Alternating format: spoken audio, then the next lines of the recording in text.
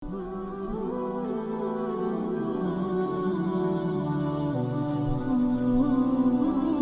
ہے سورۃ الاحزاب کی آیت نمبر 56، اور آیت کیا ہے ہم سب بچپن سے سنتے ہوئے آ رہے ہیں، ان اللہ وملائکتہ یصلون علی النبی یا ایھا الذین آمنوا صلوا علیہ وسلموا تسلیما۔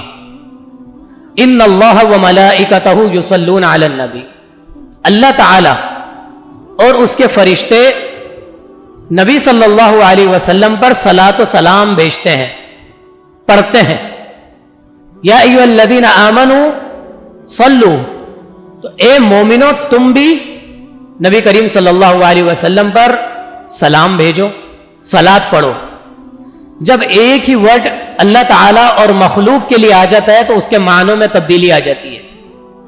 خالق اور مخلوق کے لیے جب ایک ہی ورڈ آ جائے، اللہ تعالیٰ کا صلاۃ و سلام آپ صلی اللہ علیہ وسلم پر بھیجنا پڑھنا نہیں ہے، بلکہ رحمت نازل کرنا ہے، اور فرشتوں کا اور جو مومنوں کو یہ حکم دیا جا رہا ہے کہ تم بھی بھیجو، یہ نبی صلی اللہ علیہ وسلم کے لیے رحمت کے لیے دعائیں کرنا ہے۔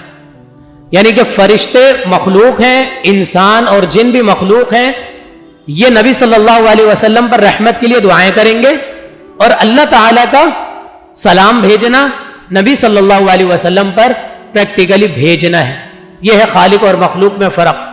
جس طریقے سے ایک جگہ اور فرمایا وَمَكَرُوا وَمَكَرَ اللَّهُ وَاللَّهُ خَيْرُ الْمَاكِرِينَ۔ وَمَكَرُوا وَمَكَرَ اللَّهُ، ایک مکر وہ ہے جو تم کرتے ہو، اور ایک مکر وہ ہے جو اللہ تعالیٰ کرتا ہے۔ دیکھا جائے تو مکر کا جو ورڈ ہے یہ ہم کس چیز کے لیے یوز کرتے ہیں؟ دھوکے کے لیے، فریب کے لیے، صحیح ہے؟ لیکن اللہ کے لیے دھوکے کے لیے استعمال نہیں ہوگا۔ اللہ تعالیٰ کی یہ شان نہیں ہے کہ اللہ تعالیٰ کسی کے ساتھ دھوکہ کرے۔ یہاں پر اللہ کے لیے استعمال ہوگا کہ ایک چال تم چلتے ہو اور ایک چال اللہ تعالیٰ چلے گا، ایک چال اللہ تعالیٰ چلے گا۔ انسان دنیا میں جتنی کچھ بدماشیاں کر لیتا ہے، اللہ تعالیٰ اس کو ڈھیل دیتا ہے، وہ سمجھتا ہے کہ میں آزاد ہوں۔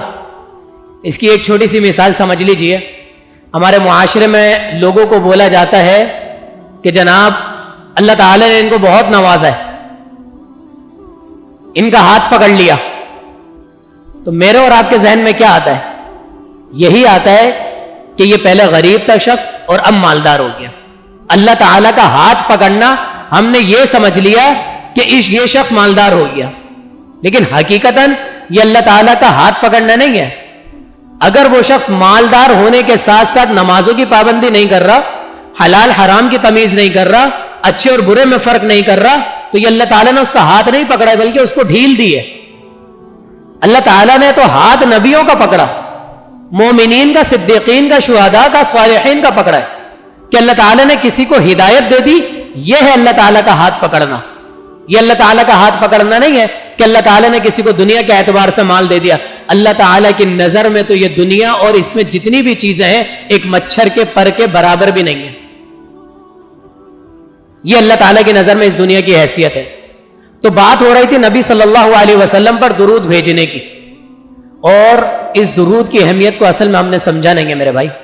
یہ درود وہ چیز ہے جس کے بغیر کوئی دعا قبول نہیں ہے۔ جس دعا میں نبی صلی اللہ علیہ وسلم پر درود نہ پڑھا جائے وہ آسمان کے اوپر معلق رہتی ہے، لٹکی رہتی ہے، اوپر عرش تک نہیں جاتی۔ درود پڑھنا لازمی ہے، اللہ تعالیٰ کی حمد و ثنا کرنا لازمی ہے، اور پھر اللہ تعالیٰ سے جتنا مانگنا چاہیں، جو مانگنا چاہیں مانگے۔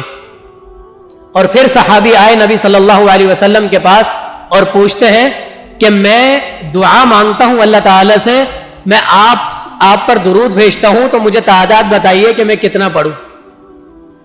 کیا میں اپنی دعا کا آدھا حصہ پڑھ لوں؟ آپ صلی اللہ علیہ وسلم نے فرمایا فَإِن زِدْتَ فَهُوَ خَيْرٌ لَكَ، اگر تم بڑھاؤ گے تو تمہارے لیے بہتری ہے۔ تو انہوں نے کہا کہ میں 1/3 جو ہے وہ اپنی دعا کا اپنے لیے مانگوں گا، باقی آپ پر درود بھیجتا رہوں گا، کافی رہے گا؟ آپ نے پھر یہی فرمایا کہ فَإِن زِدْتَ فَهُوَ خَيْرٌ لَكَ، تم اس درود کو بڑھا دو گے تمہارے لیے بہتری ہے۔ آخر کار ان صحابی نے کہا کہ اب میں اپنے لیے اللہ تعالیٰ سے کچھ نہیں مانگوں گا، بس صرف آپ پر درود ہی درود پڑھتا رہوں گا، درود ہی درود پڑھتا رہوں گا۔ آپ صلی اللہ علیہ وسلم نے اس کے نتیجے میں کیا فرمایا کہ اللہ تعالیٰ تمہاری ساری پریشانیوں کو دور فرما دے گا. اللہ اکبر.